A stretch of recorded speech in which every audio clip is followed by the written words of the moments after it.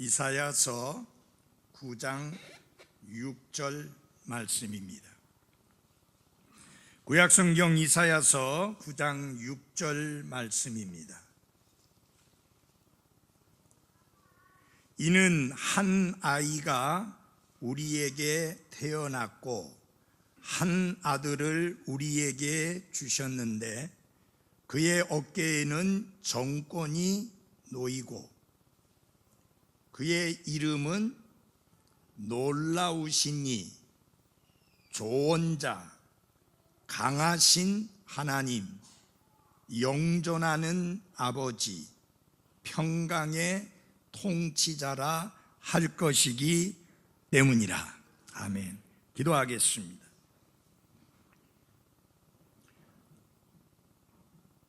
하나님이신 예수 그리스도께서 우리와 같은 몸을 입으시고 이 땅에 나타나시고 또 십자가 위에서 우리 죄들을 대신해서 죽으심으로 우리의 구원자요 우리의 주님이 되신 것을 인해 감사드립니다. 비록 그 날과 그 시를 알 수는 없지만 말씀이 육신이 되어 오신 하나님의 독생자 예수 그리스도를 인하여 감사와 찬양을 드립니다. 그분을 받아들이는 자는 하나님의 아들이 되는 권능을 허락하시고 영원한 생명을 주시며 하늘나라를 상속유업으로 물려받게 하는 큰 특권을 주시니 감사합니다.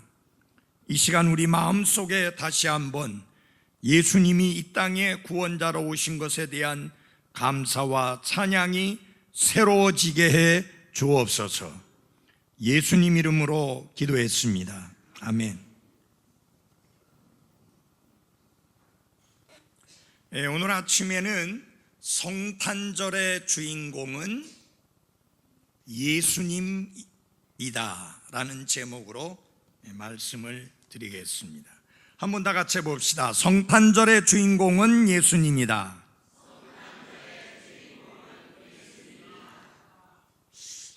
어떻게 오늘 아침 식사들을 안 드시고 오신 분들이 좀 많으신 것 같아요. 저기압이긴 하고 밖에 비가 오긴 하지만 그 소리보다는 조금 더 큰 소리가 잘 나올 수 있지 않는가 하는 생각이 듭니다. 한 번만 더 하실 때는 좀 그렇게 하면 좋겠습니다. 시작. 성탄절의 주인공은 예수님이다. 아멘. 제가 이 말을 하는 이유는 산타크로스가 아니다 라고 하는 것입니다. 저는 성탄절이라는 말은 좋아하는데 크리스마스라는 단어는 좋아하지를 않고 안 쓸 수만 있으면 안 쓰려고 하는 게 이 크리스마스라고 하는 단어입니다.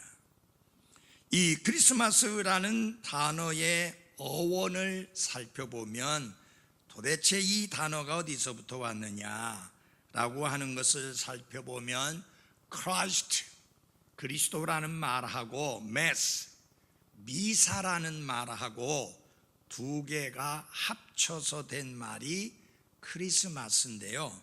그 의미는 그리스도의 미사라는 뜻입니다.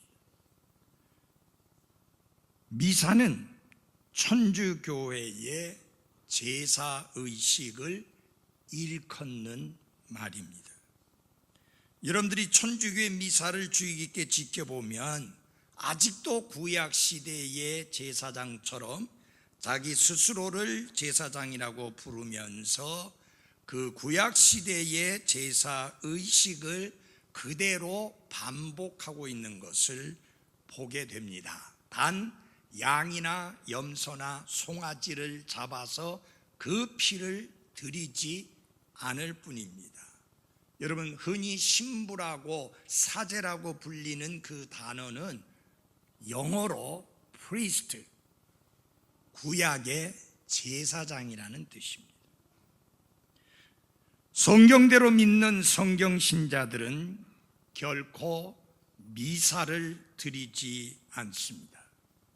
성경대로 믿는 신자들은 하나님께 영과 진리로 경배를 드릴 뿐입니다.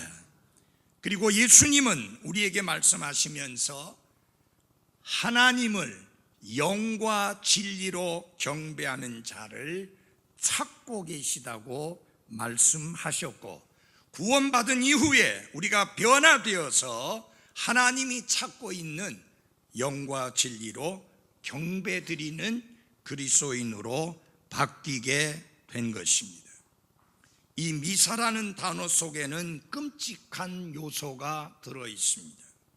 그것은 곧 예수 그리스도께서 자신을 단번에 들이심으로 영원한 속죄를 이루신 이 놀라운 사실을 부정하는 의미가 거기에 들어 있습니다.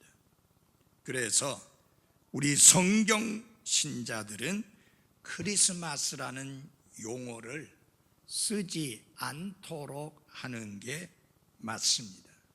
부득불 불러야 한다면 성탄절이라고 부르는 편이 훨씬 낫습니다. 그렇지만 현실적으로 그가 구원받은 그리스도인이든 그리고 그리스도인이 아니든 상관없이 온 세상 사람들은 성탄절을 지키고 성탄절을 즐기고 있습니다. 근데 막상 성탄절의 주인공을 제대로 아는 사람들은 너무나 적다고 하는 것입니다. 오히려 성탄절의 주인공을 모르는 사람들이 훨씬 더 많고요. 오히려 많은 사람들의 경우에 보면 성탄절의 주인공이 누가 되어 있느냐? 산타크로스가 되어 있는 것입니다.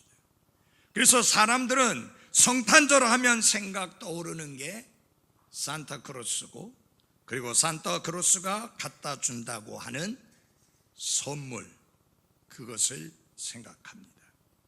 이 산타크로스는 세인트 니콜라스라고 하는 사람을 라틴어 발음으로 생투스 니콜라우스라고 하는데 그것을 변형시키면서 탄생한 게 산타크로스라고 하는 말입니다. 이 산타크로스를 심하게 말하는 사람은 산타의 그 T자하고 순서를 바꿔놓으면 사탄이 된다라고까지 이야기합니다. 저는 이걸 좀 연구해 봤는데 근거를 어디에 두고 있는지 찾기가 힘들어서 그런 말은 안 하겠습니다. 이 산타크로스는 TV, 그리고 스크린, 백화점 행사, 유치원, 불우이웃 돕기 등에서 아주 맹위를 떨치고 있습니다. 그래서 성탄절의 주인공이 이 산타크로스로 바뀌어진 지가 오래되었는데 이게 결코 가볍게 넘길 일은 아니라고 하는 사실입니다. 여러분, 예를 들어서 울면 안 되라는 캐롤을 여러분들 기억하고 있을 것이고 잘 아실 겁니다. 산타크로스가 도시에 온다라는 산타크로스 is coming to town이라고 하는 이 울면 안 되라는 노래를 기억하실 겁니다. 여러분들이 그 노래를 들으시면서 그 노래 가운데 얼마나 끔찍하고 무시무시한 내용이 들어있는지를 생각해 보셨습니까? 들어보십시오. 울면 안 돼, 울면 안 돼. 산타 할아버지는 우는 아이에겐 선물을 안 주신대. 그 다음을 주의 깊게 잘 들으십시오. 산타 할아버지는 알고 계신데 누가 착한 아이인지 나쁜 아이인지. 오늘 밤에 다녀가신데 잠잘 때나 일어날 때, 짜증낼 때, 장난할 때도 산타 할아버지는 모든 것을 알고 계신데. 이런 노랫말이 은연중에 주입시키는 것이 무엇이냐? 전지전능하신 하나님의 모습입니다. 그러나 모든 것을 알고 계신 분은 오직 한 분뿐이시니 하나님 한 분만이 모든 것을 알고 계십니다. 또 하룻밤에 전 세계 모든 어린이들에게 선물을 줄 수 있는 분도 분명히 하나님 한 분 외에는 있을 수가 없습니다. 선물의 상징이요, 너그러움의 상징이요, 넉넉함의 상징이요, 인자함의 상징인 산타크로스는 아이들에게 꿈을 주는 긍정적인 존재 이상으로 마치 그가 전지전능하고 그리고 언제나 원하기만 하면 무엇이든지 할 수 있는 이런 존재로 승화시키는 이 사탄의 전략을 우리는 경계해야 하는 것입니다. 결국은 산타크로스는 누구의 자리를 대신합니까? 예수 그리스도의 자리를 대신하는 존재로 나타나고 있어서 성탄절의 참 의미와 성탄절이 어떤 배경 속에서 있게 되었는지를 오해하게 만들고 오히려 불신자들이 성탄절에 대해서 바로 알 수 있는 기회를 방해할 뿐인 게 바로 산타크로스입니다. 이 얼마나 어이없고 황당한 일입니까? 전능한 존재와 선한 존재로 자신을 위장한 사탄과 마찬가지로 의의 천사요 광명의 사도로 등장하는 인물이 바로 산타크로스라는 사실을 생각할 때 우리 성경 신자들은 경계하지 않을 수가 없습니다. 자, 예수님의 탄생과 관련해서 과연 12월 25일은 예수님이 태어나신 날이 맞는가라고 하는 것입니다. 정답은 큰 소리로 다 해보십시오. 정답은 아니요입니다.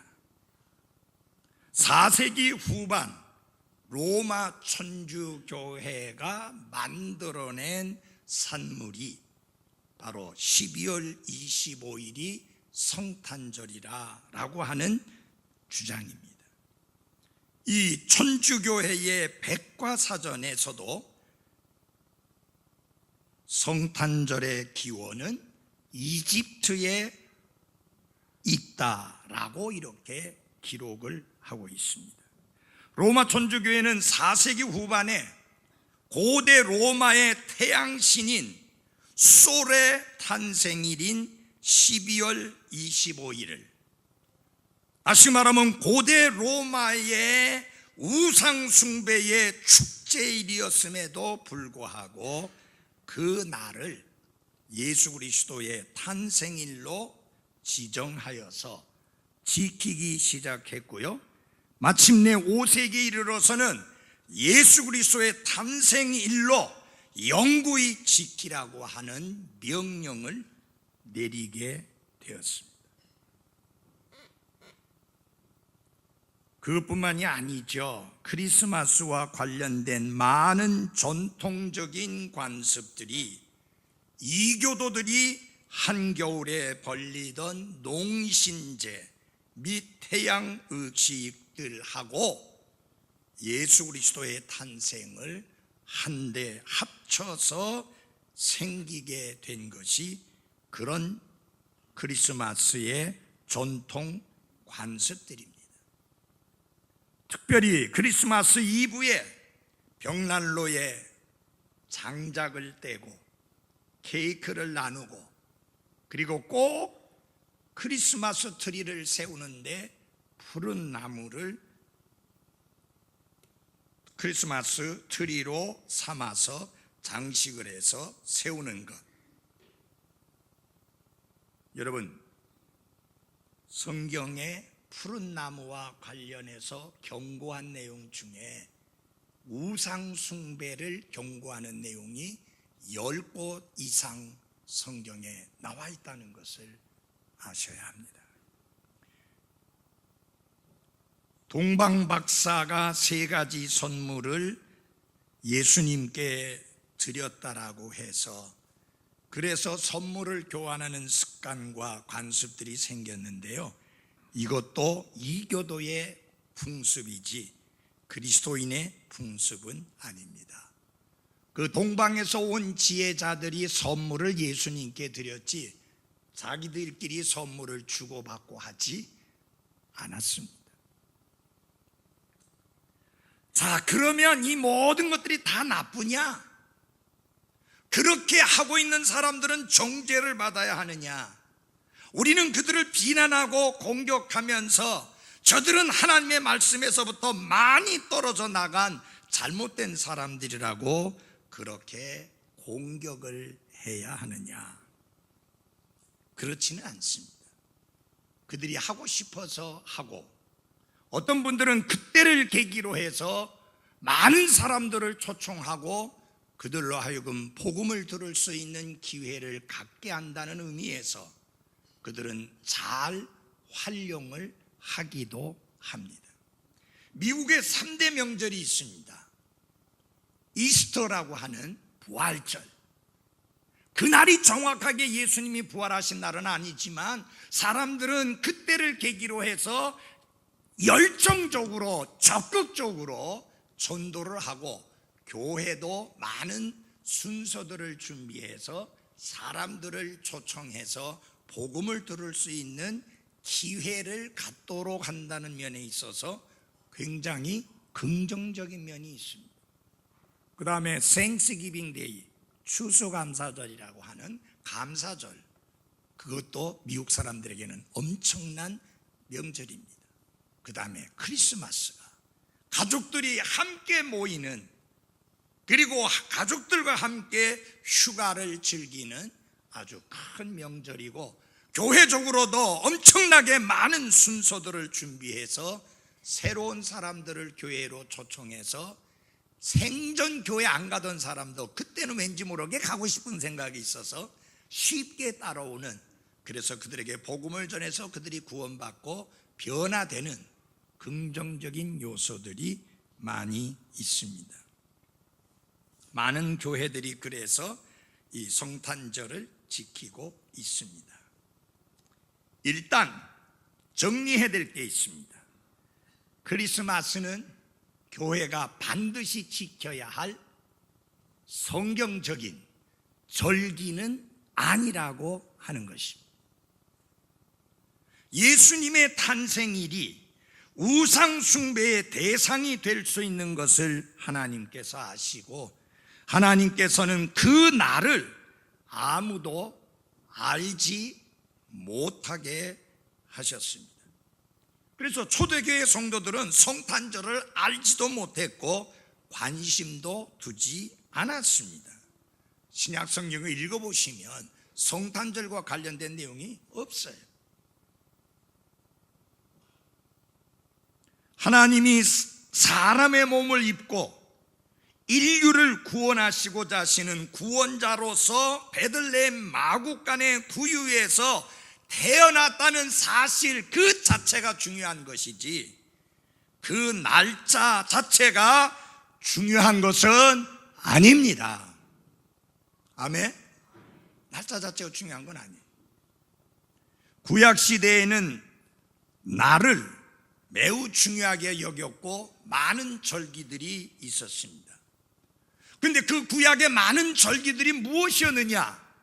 바로 예수님이 어떤 분이시고 그분이 무슨 일을 하실 것인가에 대한 그림자요 상징이었습니다. 그러나 이제 예수님께서 직접 오셔서 그분의 사역을 이루심으로 말미암아 이제 그림자는 사라지고 실체가 남아있게 된 것이죠. 실체가 오셨으니 당연히 그림자는 사라져야 되는 게 맞습니다. 그래서 골로새서 2장에 보면은 날과 관련해서 특별한 의미를 두지 말아야 될 것을 하나님은 사도 바울을 통해서 가르쳐 주셨습니다. 그러나 주후 100년 이후로 교회가 세속화되면서 주후 313년 밀라노 칙령 이후로 이교도들의 절기가 교회에 파고 들어오게 되었고, 그 중에 하나가 예수님의 탄생하신 날이 12월 25일이라고 하는 주장입니다. 우리는 이런 사실을 정확하게 알고 있기 때문에 12월 25일이라는 날짜 자체에 특별한 의미를 부여하지는 않습니다. 그러나 우리가 특별한 의미를 부여하는 것은 뭐냐? 구원자이신 예수님이 이 땅에 오셨다는 그 사실 자체에 의미를 부여합니다. 그리고 그게 중요합니다. 전 세계 많은 교회들이 특별히 12월 25일을 성탄절로 지키고 있습니다. 그러므로 없애자고 반대 운동을 한다든지 그것의 나쁜 점만을 강조하며 무시할 수만은 없는 게 현실입니다. 왜냐하면 무신론과 진화론의 뿌리를 둔 공산주의 정권들은 종교의 자유를 무시하며 성탄절을 폐지해 버렸습니다. 만일 성경 신자들이 성탄절의 오류들을 바로잡는다면서 성탄절 행사를 막거나 공격하거나 금지한다고 하면 본의 아니게 무신론자들과 같은 편에 서게 되는 또 다른 모순이 생기게 됩니다. 미국의 경우 모슬렘 교도로 알려진 전 미국 대통령 오바마가 크리스마스라고 하면 특정 종교를 높이는 것이 되니까 메리 크리스마스라는 인사를 하지 마라, 대신에 해피 할리데이라고 하는 인사를 해라 라고 했다고 합니다. 다행히 도널드 트럼프가 대통령이 되면서 메리 크리스마스라는 인사가 회복이 되어졌습니다. 분명히 12월 25일은 예수님의 성탄 그날이 아닌 것은 맞습니다. 중요한 것은 그 날은 아니지만 예수 그리스도의 탄생과 관련해서 우리가 보여야 될 내용이 뭐냐?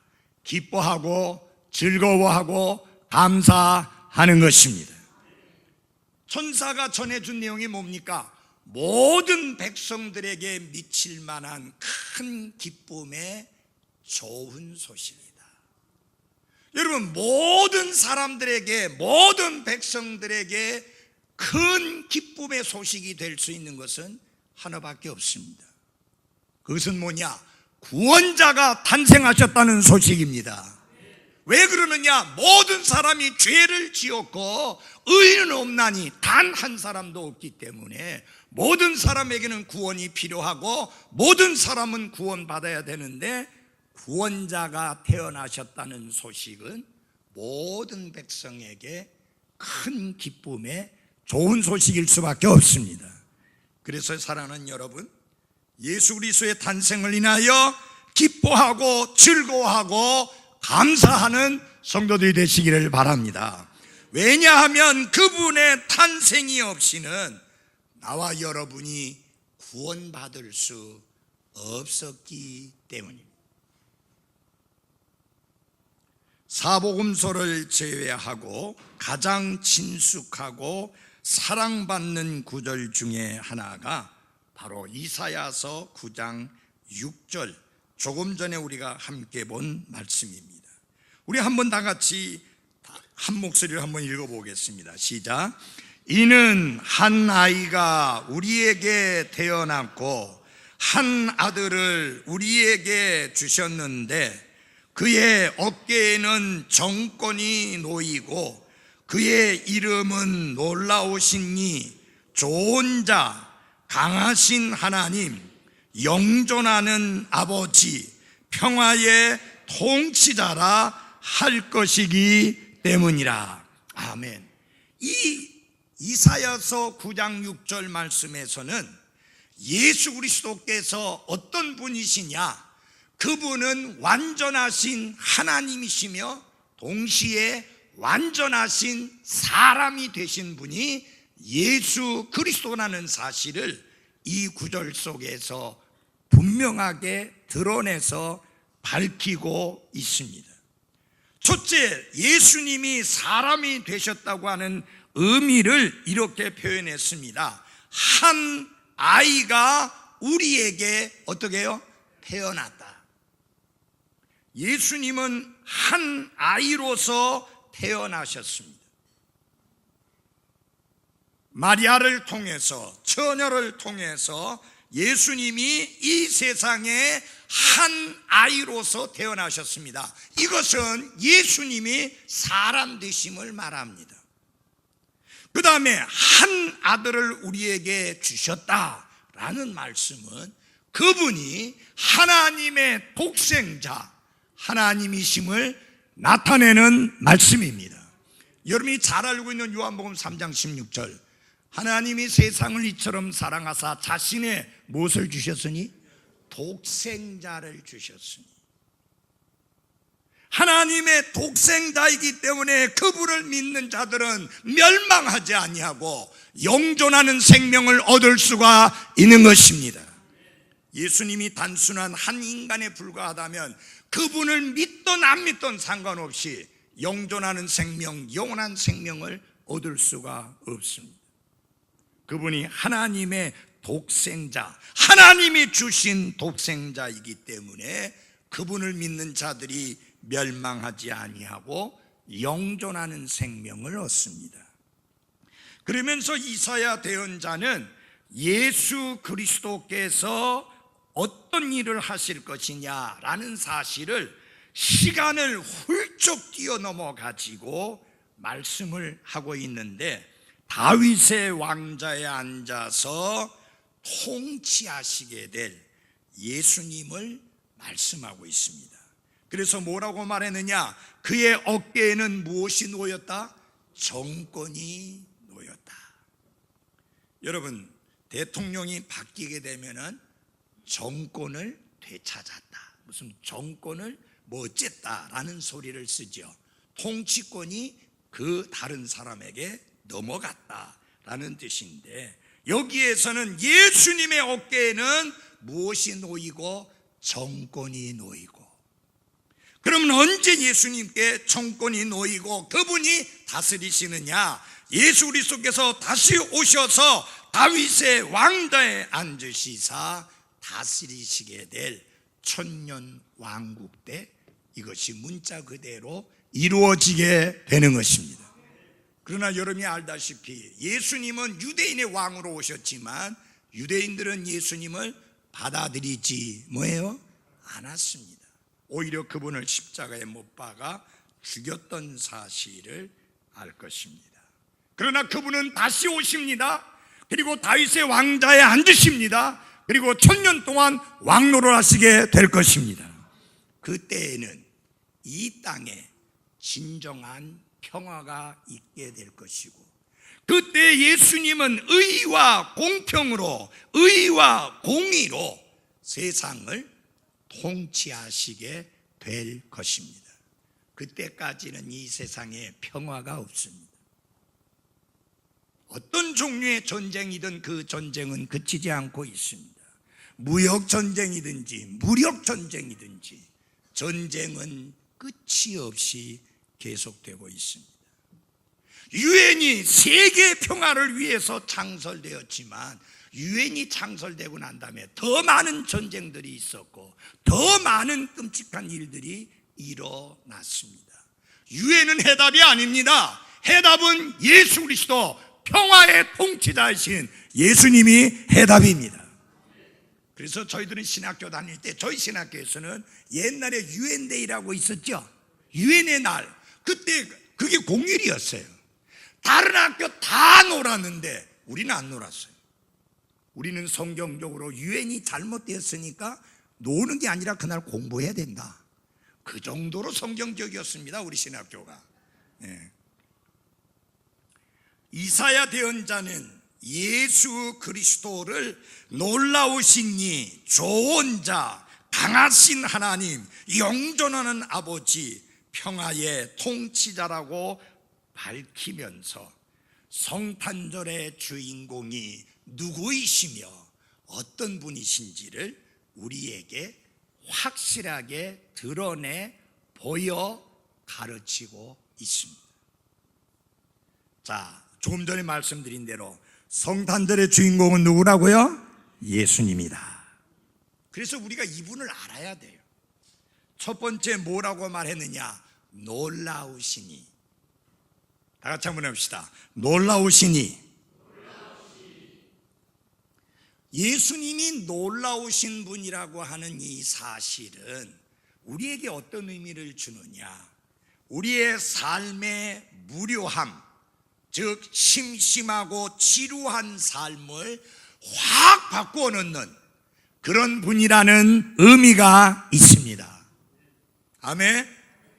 일반적으로 영어로 이 원더풀이라고 하는 말은 놀라운, 아주 멋진, 신나는, 훌륭한, 경탄할 만한 그런 의미를 갖고 있는 형용사입니다. 그런데 이사야 대언자는 그분은 놀라우신 이라고 말씀하므로 형용사가 아닌 그분 자체를 의미하는 것으로 말씀하면서 그분의 이름이 놀라우신 이다 라고 말씀하고 있습니다. 한번 다 같이 한번 해봅시다. 놀라우신 이. 여러분이 믿음의 눈으로 예수 그리스도를 바라보신다면 그분이야말로 놀라우신 분이라는 사실을 확실히 알게 될 것입니다.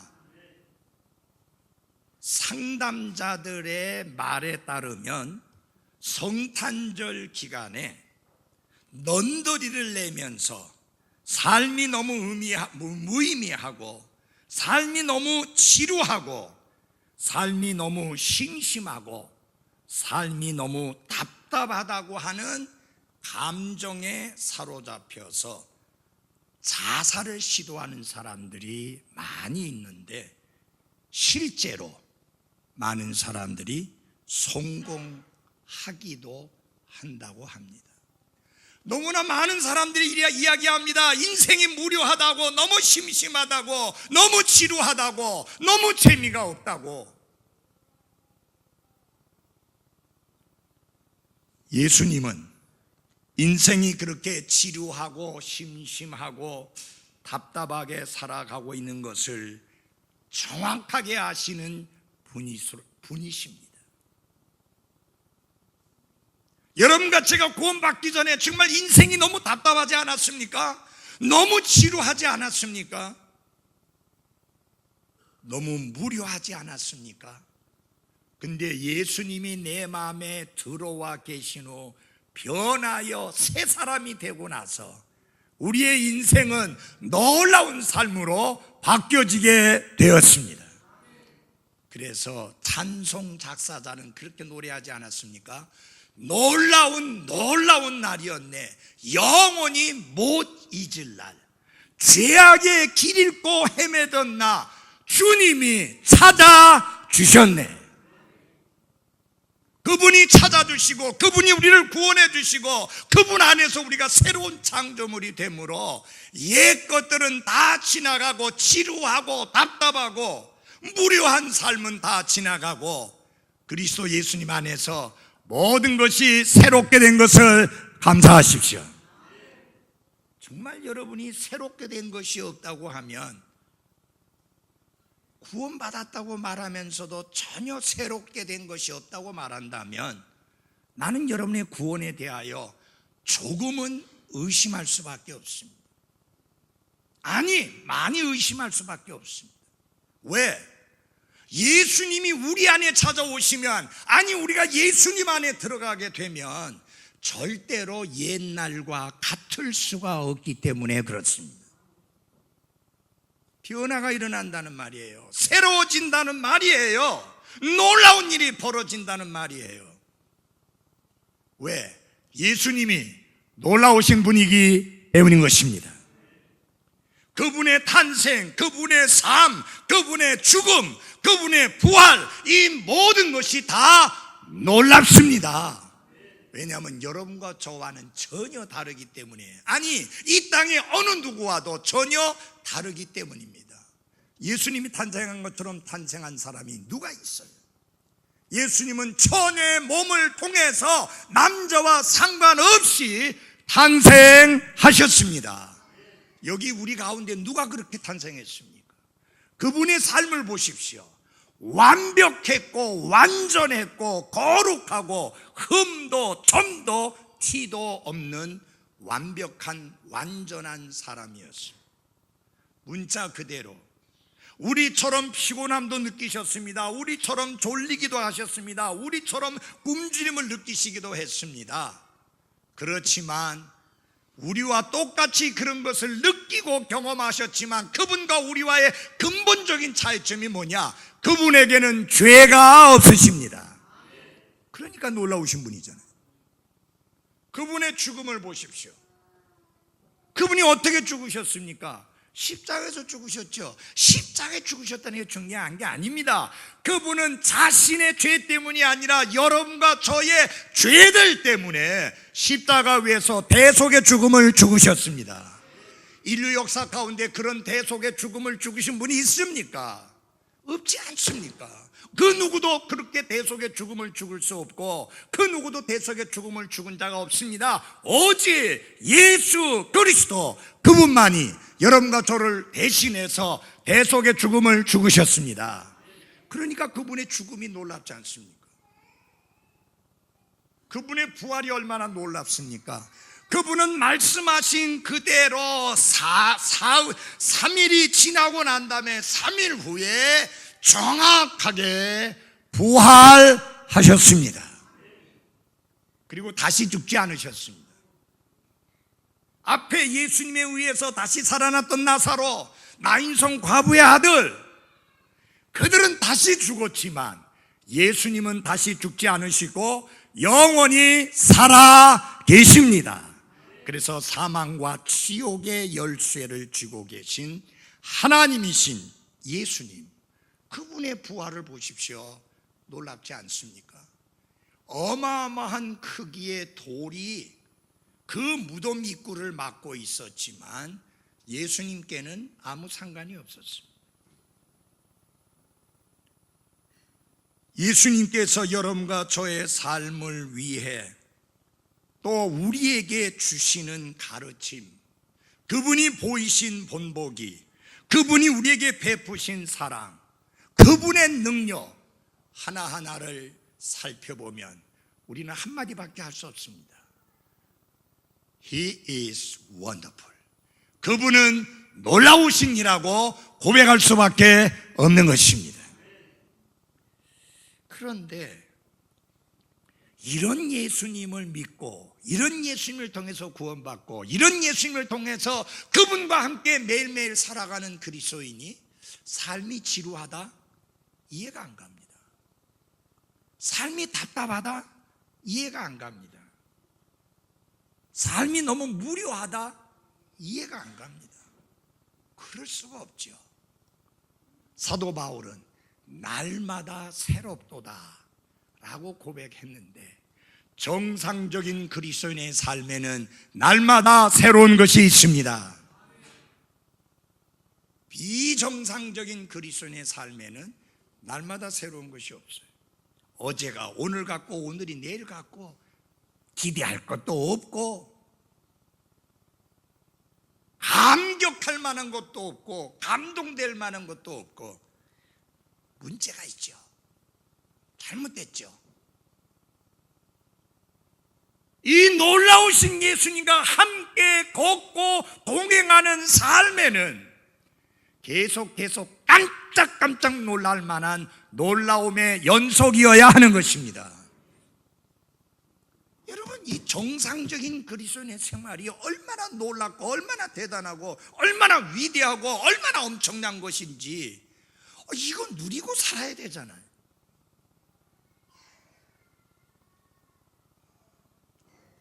예수님은 놀라우신 분이십니다. 그분은 우리의 왕이십니다. 그래서 그분이 우리를 다스리셔야 하고, 그분이 우리를 다스릴 때 우리의 삶에는 기쁨이 있고 즐거움이 있고 노래가 있고 감사가 있고 찬양이 있게 되는 것입니다. 누가 다스리느냐가 굉장히 중요합니다. 여러분이 여러분 자신을 다스리시면 비참해질 수밖에 없습니다. 비극밖에 없습니다. 왜요? 타락된 인간의 본성을 가진 완벽하지 않은 우리가 우리 스스로를 다스린다? 그건 비극이에요. 여러분과 제가 구원받았을 때 왕좌를 예수님께 내드린 거예요. 그러니까 구테타 일으키지 마세요. 반란 일으키지 마세요. 예수님으로 하여금 그 왕대에 앉으셔서 계속해서 다스릴 수 있도록 우리는 그 앞에 무릎을 꿇고 엎드리며 그분의 말씀을, 그분의 명령을, 그분이 우리에게 지시하시는 것을 귀를 기울여 듣고 따라야만 하는 것입니다.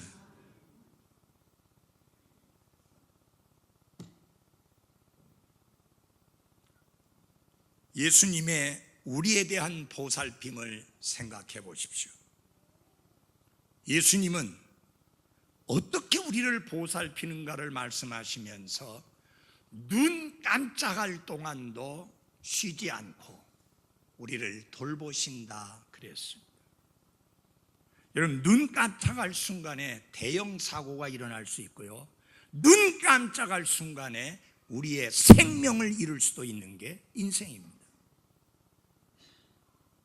여러분, 운전하다가 졸아가지고 대형 사고가 나서 죽는 경우에요, 그게 뭐냐? 0.2초예요.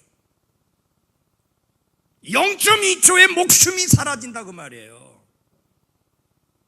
그러니까 예수님께서는 우리를 어떻게 지켜주셔야 되느냐? 침 꼴깍 하고 삼키는 그 순간도 놓치지 아니하시고 지켜주셔야 합니다. 눈 깜짝할 순간도 놓치지 않고 지키셔야 합니다. 여러분과 저를 얼마나 자상하게 알고 계시느냐? 머리카락까지도 세신바될 정도로 아신다. 우리 가운데 자기 머리카락 숫자가 몇 개인지 아는 사람 하나도 없어요. 특별히 나이가 들면요, 머리 한번 빗을 때마다 얼마나 많이 빠집니까? 그러니까 수시로 바뀌는 게 머리카락 숫자인데, 예수님은 우리의 머리카락 숫자까지도 세실 정도로 자상하게 알고 돌보시는 하나님이십니다. 여러분, 그분의 돌보심을 무슨 성경에 기록된 내용으로만 알지 말고 실제로 그분이 나를 그렇게 돌보시는 분인 것을 알고 감사와 찬양을 드리십시오.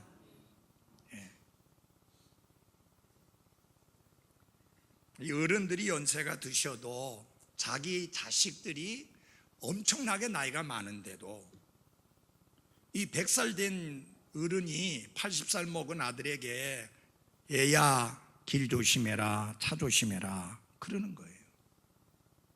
왜? 그 어르신에게는 아무리 자식의 나이가 많이 들었어도 애예요. 그런데 그렇게 한다고 해서 사고 안 납니까? 사고 나잖아요.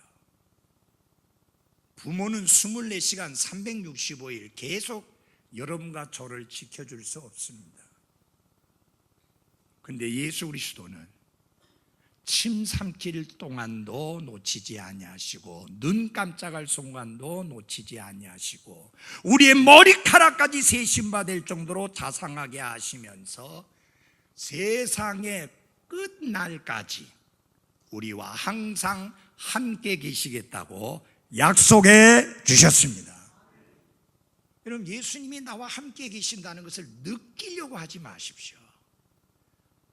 그건 감정의 문제가 아니고 팩트, 사실의 문제입니다. 뭘 붙들어야 되는가? 말씀을 붙들어야 돼요. 이 말씀에 예수님이 세상에 끝날까지 우리와 항상 함께 있으리라고 약속해 주셨습니다. 어디를 가든지 무슨 일을 당하든지 어떤 시련이 있든지 어떤 고통이 있든지 어떤 아픔이 있든지 어떤 가난이 오든지 어떤 궁핍함이 찾아오든지 얼마나 우리가 약해지고 병들든지 간에 상관없이 예수님은 나와 항상 함께 하시겠다고 약속해 주셨습니다. 저는 여러분의 목사지만 여러분과 언제나 함께 있을 수가 없습니다. 여러분을 위해서 기도하지만 24시간 여러분을 위해서 계속 기도해 주지 못합니다. 뭐예요? 제한이 있는 존재예요. 그런데 예수님은 나를 위해서 은혜와 긍휼을 베푸실 뿐만 아니라 여러분을 위해서 은혜와 긍휼을 베푸실 뿐만 아니라 지구상에 코로 숨쉬고 있는 모든 사람들에게 은혜와 긍휼을 베푸시는 하나님인 것을 감사하십시오. 어디를 가든지 그분은 나와 항상 함께 계십니다. 놀랍지 않습니까?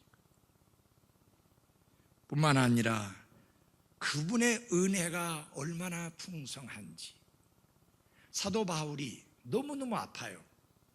너무너무 힘들어요. 사도 바울은 그게 뭐라고 구체적으로 말하지 아니하고 육체의 가시다 그렇게 말했어요. 그러니까 여러분 가시라고 하는 게 이게 잘 보이지도 않는데 엄청 아프게 만들고 불편하게 만드는 게 가시예요. 여러분 가시에 찔려 보셨죠? 굉장히 아파요. 근데 잘 보이지가 않아요. 보이지는 않는데 움직이려고 그러면 통증이 오고 아파서 쩔뚝거리게 만들고 움츠리게 만드는 게 가시예요. 사도 바울은 사역하는데 이게 너무 장애가 되는 거예요. 그래서 하나님 앞에 씨름하는 식의 기도를 3번이나 했어요. 야곱이 야복강가에서 하나님하고 씨름하는 기도를 하듯이 3번이나 진짜 죽기 살기로 기도했더니 하나님의 답이 뭐였느냐? 더 이상 기도하지 마. 더 이상 구하지 마. 내 은혜가 내게 족하도다. 내가 너에게 충분히 은혜를 베풀었다. 더 이상 구하지 마라. 그리고 또 중요한 사실은 네가 약한 그것을 통해서 하나님의 강함이 드러나게 되어 있다. 여러분 우리 가운데 다 약한 게 하나씩 있어야 돼요. 그래야지 주님만 바라보고 주님만 의지하고 주님의 은혜를 구하며 살지. 모든 게 완벽해 보세요. 주님 찾겠어요? 주님 의지하겠어요? 주님께 기도하고 주의 도우심을 구하겠어요? 아니에요. 목사님은 뭐가 부족한데요? 어떤 분들이 그렇게 묻더라고요. 여러분 제가 그렇게 아무 부족함도 없는 사람처럼 보입니까? 예? 착각은 자유라고 하지만 그런 사람 하나도 없습니다. 저도 약점이 있고요, 가시가 있습니다. 하나님 그것 좀 제거해 주십시오 하니까 사도 바울에게 대답했던 것과 똑같은 말씀만 들려와요. 내 은혜가 내게 족하고 네 약한 그것을 통해서 하나님의 강함이 드러난다. 그러니까 끽소리하지 말고 안고 가. 어떤 분이 그런 이야기 하잖아요. 당뇨라고 하는 것은 같이 안고 가야 되는 거다. 같이 안고 가야 이걸 잘 조절할 수 있고 잘 살아갈 수 있다. 어떤 병은요 우리가 그냥 안고 가야 됩니다. 없어졌으면 좋겠는데. 정말 주님이 나를 얼마나 생각하시고 염려해 주시고 배려해 주시는가 하는 생각을 해보면요 참 놀라요. 예. 여러분 예수님의 생각 속에 여러분이 있다는 거 믿습니까? 많은 경우에 잘 들어주십시오. 남편의 생각 속에 아내가 없는 경우가 있어요. 아내의 생각 속에 남편이 없는 경우가 있어요. 부모의 생각 속에 자식이 없는 경우가 있고 자식의 생각 속에 부모가 없는 경우 있어요. 그래서 아내 생각 속에 남편이 없는 사람은 남편이 들어오는가 나가는가 신경 안 써요.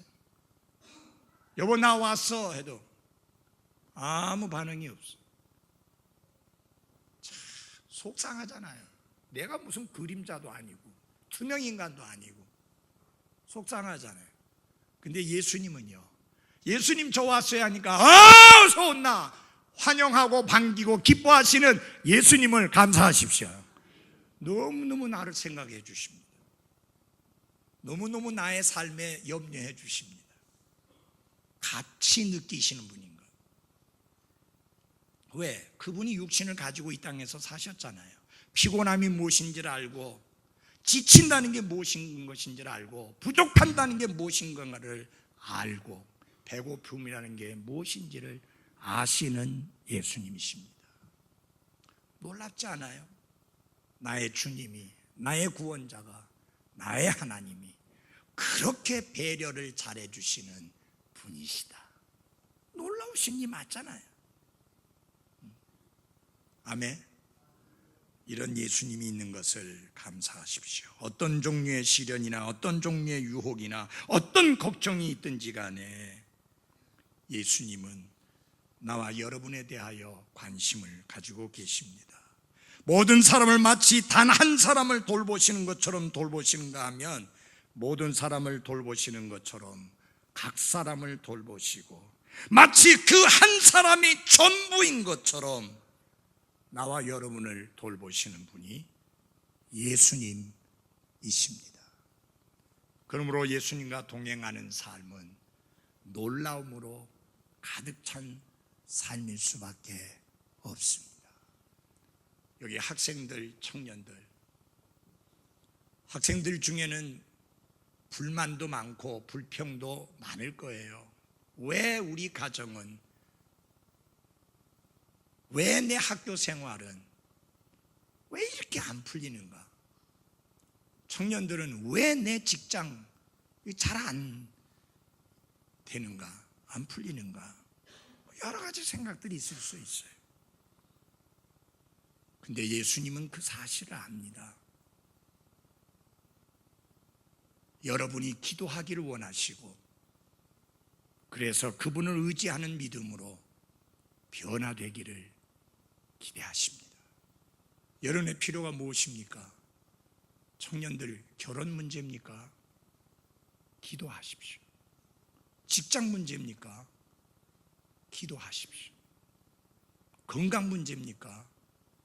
기도하십시오. 가정 문제입니까? 기도하십시오. 구하라. 그러면 너희에게 주실 것이오라고 주님은 약속해 주셨습니다. 바라건대 그리스도와 동행하는 삶 속에서 놀라운 삶을 누리는 한 분 한 분들이 되기를 바랍니다. 기도하겠습니다.